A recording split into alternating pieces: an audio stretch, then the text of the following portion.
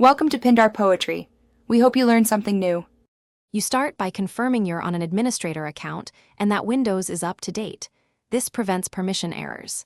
Next, press Windows plus X and open Device Manager so you're in the right tool immediately.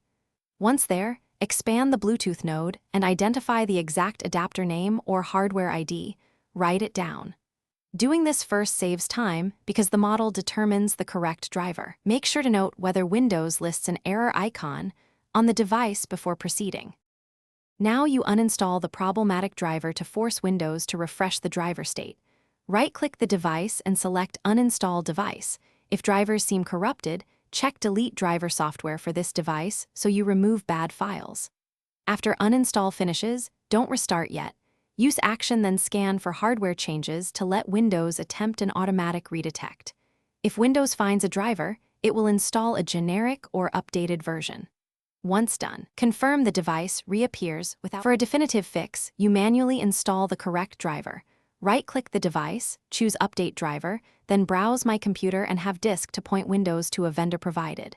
Inf file matching the hardware ID. This ensures you get the exact driver rather than a generic one. After installation, restart and make sure Bluetooth is enabled and the Bluetooth support service is running.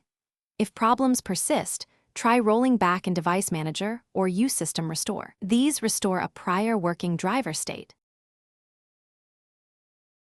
Thanks for watching. Consider subscribing if we helped you.